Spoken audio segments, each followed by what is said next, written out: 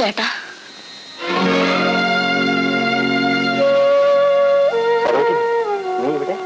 ഞാൻ ചേട്ടനെ തിരക്കി വന്നതാ. പത്രത്തിൽ നിന്ന് ചേട്ടൻ ഇവിടെ ഉണ്ടെന്നറിഞ്ഞു. നീയും കുഞ്ഞും മാത്രമേ വന്നുള്ളൂ. അളിയനെവിടെ? വന്നില്ല. ബാബാ, ഇതെന്റെ സഹോദരിയാണ്. ഇതവളുടെ മകള്. 2-3 വർഷമായി ഞങ്ങൾ തമ്മിൽ കണ്ടിട്ട്. ഒത്തിരി കാലത്തിന് ശേഷം ഒടപ്പുറന്നോടെ മൂലം കണ്ടതല്ലേ, സന്തോഷമായില്ലേ? നിങ്ങൾ വർത്താനം പറയും. മോളെ, നമ്മളെ മോളിവിടെ ഇരുന്നു. നീ എന്താ ഈ രാത്രി വന്നത്? ചേട്ടൻ വീട്ടിലേക്ക് വരാറേ ഇല്ലല്ലോ. എന്റെ ജീവൻ നിനക്കറിയാമല്ലോ. അതെങ്ങനെയൊക്കെയാണ്. നീ എന്റെ കാര്യം നോക്കാൻ നിന്റെ ഭർത്താവുണ്ട്. അക്കാര്യമൊന്നും പറയണ്ട. എല്ലാം കുടിച്ച് നശിപ്പിച്ചു. വീട് പോലും കടത്തിലായി. അത്യാവശ്യമായിട്ട് എനിക്ക് 5000 രൂപ വേണം. ഇല്ലെങ്കിൽ ഞാനും ഈ കുഞ്ഞും തെരുവഴിയിലാകും. ചേട്ടനെന്താ ഒന്നും മിണ്ടാത്തത്? ഞാൻ ചേട്ടനോടല്ലാതെ വേറെ ആരോട് ചോദിക്കും? എന്റെ കയ്യിൽ തൽക്കാലം പണമില്ല. ഏതായാലും ഞാൻ ശ്രമിച്ചു നോക്കട്ടെ. ചേട്ടൻ വീട് വിട്ടുന്നതിന് 4-ാം ദിവസം അച്ഛൻ മരിച്ചു. അമ്മയില്ലാത്ത എനിക്ക് അമ്മയുടെ സ്നേഹം തന്നു വളർത്തിയത് ചേട്ടനാണ്. ഈ വിവാഹബന്ധം വേണ്ടെന്ന് പറഞ്ഞു ഞാൻ തന്നെയാണ്. അച്ഛനായിരുന്നു നിർബന്ധം. അതിന്റെ പേരിലാണ് ചേട്ടനും അച്ഛനും ഒടുവിലായി പിണങ്ങിയത്. എല്ലാരും പോയപ്പം മീനിയുടെ അച്ഛന് കുറെ കൂട്ടുകാരെ കിട്ടി. നിനക്ക് പറഞ്ഞു തിരുത്താമായിരുന്നില്ലേ? ഞാൻ പറഞ്ഞാൽ കേട്ടിട്ട് വേണ്ടേ ചേട്ടാ? എത്രയോ സഹോദരിമാർ ഇവിടെ കഷ്ടപ്പെടുന്നു. ഇവിടെ തന്നെ നോക്ക്. കല്ലുടച്ചും ചുമടിച്ചുമെന്നും സ്ത്രീകൾ ജീവിക്കുന്നില്ലേ? സ്വത്തുള്ളതാണ് മനുഷ്യന്റെ ഏറ്റവും വലിയ അപകടം. ഇത് കുറെ അരിയും സാധനങ്ങളും അവിടെ പറഞ്ഞോളൂ. വേഗം അടുക്കളയിലോട്ട് കയറി ഇതൊന്ന് പാകപ്പെടുത്തി എല്ലാവരും കൂടെ അത്താഴം കഴിച്ചാട്ടെ.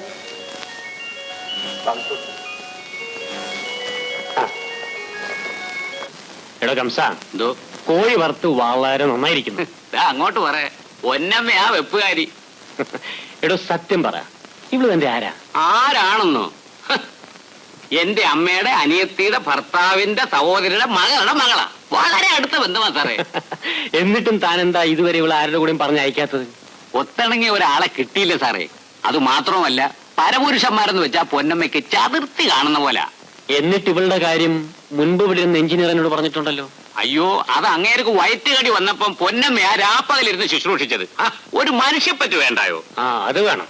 പിന്നെ ചീഫ് എഞ്ചിനീയർ ഏമാൻ ഇടയ്ക്കിടയ്ക്ക് വരും. നേരത്തെ ഫോണിൽ വിളിച്ചു പറയും വെക്കാൻ പൊന്നമ്മ തന്നെ വേണോന്ന്.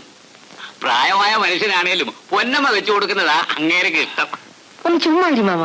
ഞാൻ എവിടെ ആയാലും ഉള്ളതുപോലെ പറയൂടി സാറേ. പെണ്ണുങ്ങളായാൽ മാനം മര്യാദയായിട്ട് കഴിയണമെന്ന് എനിക്ക് വലിയ നിർബന്ധമാ. അല്ലെങ്കിൽ അരിഞ്ഞട ഞാൻ. കുട്ടമ്പിള്ളേ, എന്തോ? ഇനി താൻ പോയി ഊണ് കഴിക്കേ.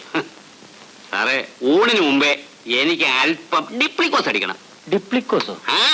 അതിന്റെ ബലം ഉള്ളതുകൊണ്ടല്ലേ ഈ പെങ്കൊച്ചിനെ കാണാൻ കണ്ട അലവലാതികളൊന്നും ഇങ്ങോട്ട് വരാത്തത്. അത് ശരി. സാറിന് എന്ത് വേണോന്ന് വെച്ചാ കൊടുത്തേക്കണം. പെണ്ണമ്മേ, നിന്റെ ഈ ഞാണുമക്കളിയൊക്കെ കംസൻ അറിഞ്ഞൂടേടി? പിന്നില്ലേ, ആ ചേർത്താനും ഞാനിതിനൊക്കെ കമ്മീഷൻ കൊടുക്കണം. ആട്ടെ, ഞാൻ വന്നപ്പോ നീ എവിടെയായിരുന്നു? ഞാൻ കിടക്കുകയായിരുന്നു, നടുവേദനയായിട്ട്. നടുവിന് വേദന? അതെന്ത് പറ്റി? ഒന്നും അറിയാൻ വയ്യാത്ത പോലെ ചോദിക്കുന്നു. ഇന്നലെ എന്നെ ഒരു കൂടെ കണ്ണടയ്ക്കാൻ സമ്മതിച്ചു.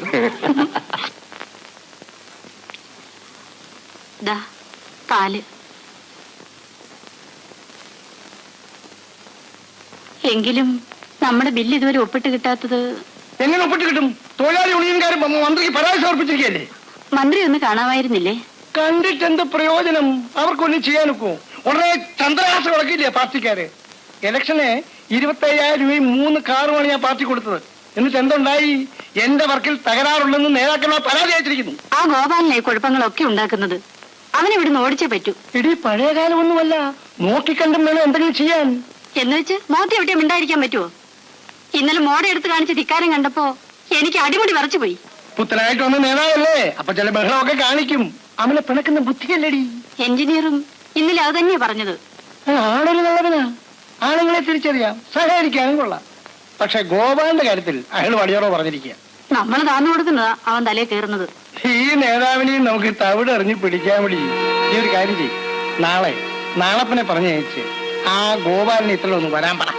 വാസുക്കുട്ടൻ പിള്ളേ, താൻ വഴിയനാണെങ്കിൽ തന്റെ വീട്ടിൽ ഇരുന്നേച്ചാ മതി. തന്നെ കാണാൻ എന്റെ പട്ടി വരും. എന്താ അങ്ങൊന്ന് വിളിക്കുന്നെന്ന് പറഞ്ഞപ്പോ ഈ വാചകാണ് സഖാവ് ഗോപാലൻ എന്നോട് പറഞ്ഞത്. അപ്പൊ അവനോട് വരില്ലേ? അത്യാവശ്യമാണെങ്കിൽ അങ്ങൊന്നിനോട് അങ്ങോട്ട് ചെന്ന് കാണാൻ പറഞ്ഞു. അവന്റെ തന്ത പോകും. ഏറെപ്പാളി അവനെ പിടിച്ചു കെട്ടി എന്റെ ബുപ്പ കൊണ്ടുപോകാൻ ആളുകളുണ്ടോ നോക്കട്ടെ. സംഭാവന കൊടുക്കാൻ തീരുമാനിച്ചാൽ എല്ലാവരും കൊടുക്കണം. നിങ്ങളുടെ ജില്ലാ സമ്മേളനത്തിന് ഞങ്ങൾ എന്തിനാ സംഭാവന കൊടുക്കുന്നത്? ഈ ഞങ്ങളും നിങ്ങളും എന്ന ഈ കാഴ്ചപ്പാട് മാറണം. ആരാ മാറ്റാത്തത്? നിങ്ങൾ തന്നെ. നിങ്ങളുടെ പാർട്ടിക്ക് ഒരു വലിയ ഭാവമുണ്ട്. അത് കാണും. ഞങ്ങൾക്ക് കൂടുതൽ അനുയായികളുണ്ട്, തൊഴിലാളി സംഘങ്ങളുമുണ്ട്. അപ്പൊ ഞങ്ങൾക്ക് താളും തകരയും മാത്രമേ ഉള്ളതാണോ? സത്യം സത്യമായി തന്നെ കാണും. നമ്മൾ ഒന്നായിരുന്നവരാണ്. പക്ഷെ നിങ്ങൾക്കിപ്പോ മൂരാച്ചികളുടെ കൂട്ടാണ് ഇഷ്ടം. അത് നിങ്ങൾക്കാ. നിങ്ങളിപ്പോ എവിടാ നിൽക്കുന്നത്? ഈ രാജ്യത്തിനകത്തോ അതോ അങ്ങ് പുറത്തോ? നമ്മൾ തമ്മിൽ ഭിന്നിക്കരുത്.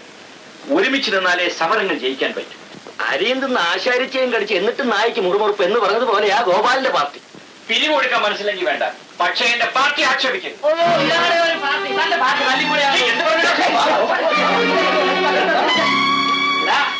ആളാണെങ്കിൽ നീ ഇതിനകത്ത് ഇരിക്കുന്നിടത്തോളം കാലം ഈ ആംബിയൻസിനകത്ത് ഞാൻ കാലം വിട്ടു.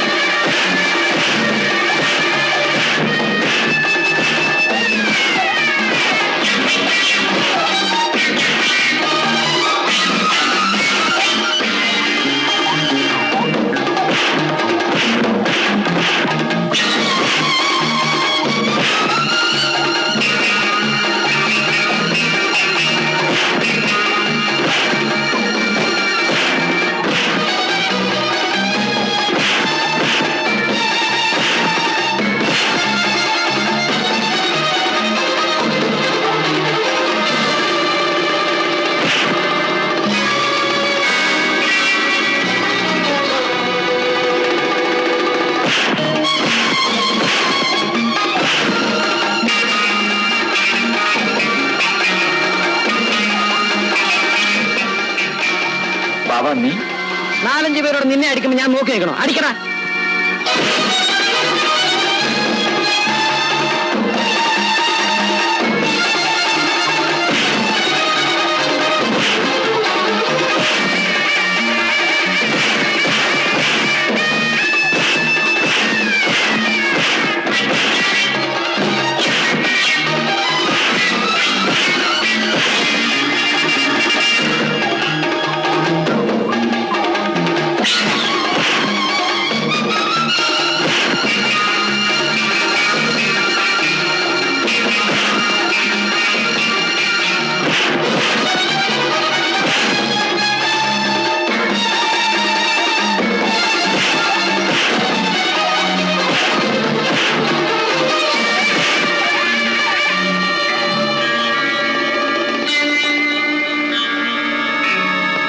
സത്യം പറയടാ, നിങ്ങൾ ആരാ അയച്ചത്? പറയടാ. ഗോപാലിനെ പിടിച്ചു കെട്ടിക്കൊണ്ടുവരാൻ വാസുകുട്ടൻ മുതലാളി പറഞ്ഞു വെച്ചതാണ്. ഗോപാല, നിന്നെ കാണാൻ മുതലാളി കാത്തു നിൽക്കായിരിക്കും. നേരാ, ഞാൻ പോയി ഒന്ന് കണ്ടു കളയാം.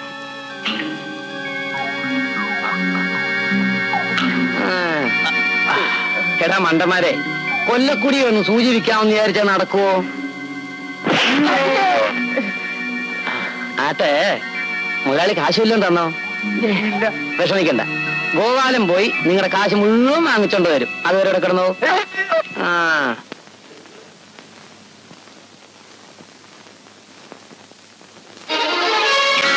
പിടിച്ചു കെട്ടിക്കൊണ്ടുവരാൻ ആളെ അയച്ചിരുന്നു.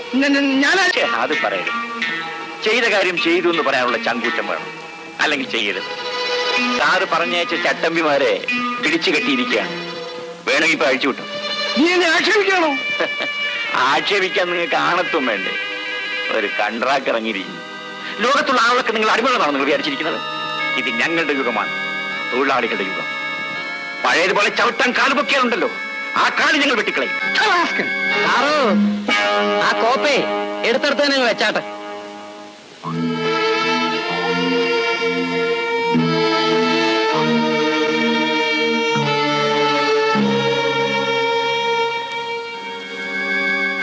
സാറിനാ ഞങ്ങളൊക്കെ അണ്ണാനും പോയല്ലോ എന്ന് വിചാരിച്ചോ?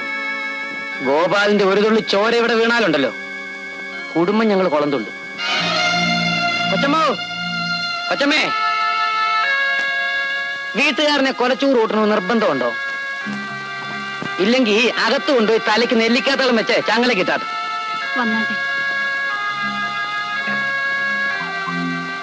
നീ എന്തിനിവിടെ വന്നു? എന്താ പിടിച്ചില്ലേ? നിന്നെ കൊന്ന കുഴിച്ചിരുന്ന എവിടെന്ന് അറിയണ്ടേ? ഓ അത് ശരി. ആ വാ വാ. പിന്നെ ആ ഗോവിന്ദനെയും കൂട്ടി അഴിച്ചു വിടണം. എന്തിന്? അവര് കൂലിത്തിൽ നിന്ന് വന്ന പാവങ്ങളാ. നിനക്ക് അത്ര ദയാന്ന് നീ പോയി അയച്ചു വിട, എനിക്ക് വേറെ ജോലിയുണ്ട്.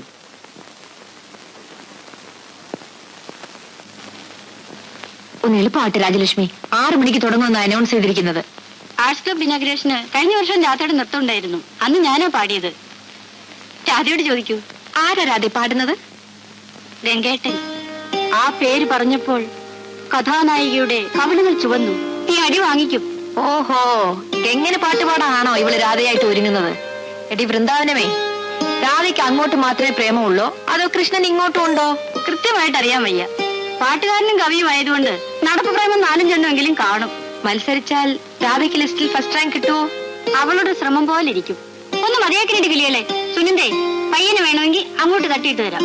പക്ഷേ പാവപ്പെട്ടവനാ, പാട്ട് മാത്രമേ ഉള്ളൂ. എങ്കിലും ഒന്നുണ്ട്, വലിയ കഞ്ചാവല്ല. അയ്യോ, മേക്കപ്പ് ഇതുവരെ കഴിഞ്ഞില്ലേ? ഒന്ന് വേഗമാകട്ടെ, മീറ്റിംഗ് കഴിഞ്ഞു. വരുന്ന my dear coworkers and students, please, കലാപരിപാടികൾ ആരംഭിക്കുകയാണ്. ഇതിൽ പങ്കെടുക്കുന്ന എല്ലാവരും നിങ്ങളുടെ സഹപാഠികളാണെന്ന് ഞാൻ പറയേണ്ടതില്ലല്ലോ. ആദ്യത്തെ ഐറ്റം രാധാകൃഷ്ണ നൃത്തമാണ്. അവതരിപ്പിക്കുന്നത് മിസ്റ്റർ ഗംഗനും കൂട്ടുകാരികളുമാണ്. നിങ്ങൾ അച്ചടക്കത്തോടെ ഇരുന്ന് ഈ പരിപാടികൾ വിജയിപ്പിക്കണമെന്ന് ഞാൻ അഭ്യർത്ഥിക്കുന്നു.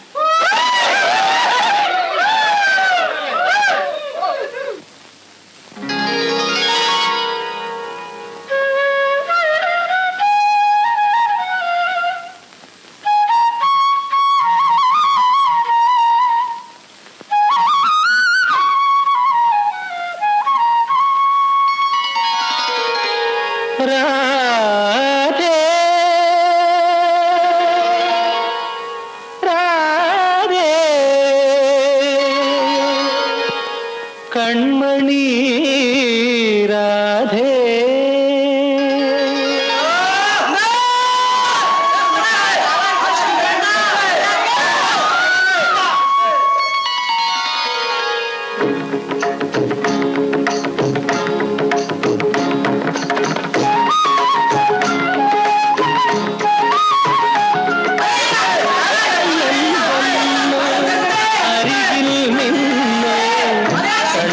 രാധേ,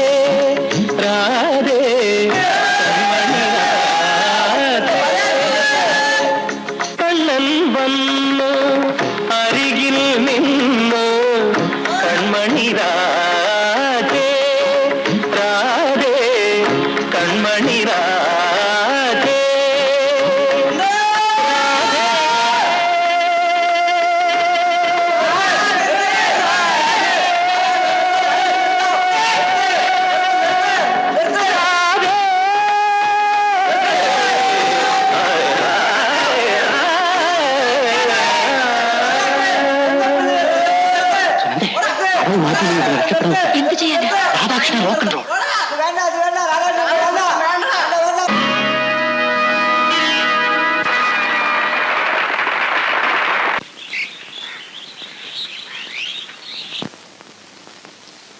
അല്ല, അമ്മയും മോളും കൂടെ എങ്ങോട്ടാ? ഞങ്ങൾ പോവുക. എന്തിനു വെറുതെ ചേട്ടനെ ബുദ്ധിമുട്ടിപ്പിക്കുന്നു? ഗോപാലൻ പോവാൻ പറഞ്ഞു. അത് ചേട്ടൻ ഒരിക്കലും പറയില്ല. അപ്പൊ അറിയാതെ പോവാണോ? ഇവിടെ വന്ന് ഇത്രയും ദിവസം ചേട്ടന്റെ കൂടെ താമസിച്ചിട്ട് പറയാതെ പോകുന്നത് ശരിയല്ല. ചേട്ടനെ കൊണ്ട് എന്നെ സഹായിക്കാൻ പറ്റില്ല. ആ, എന്നാലും ഗോപാലൻ അറിയാതെ പോകുന്നത് ശരിയല്ല. വാ മോളെ.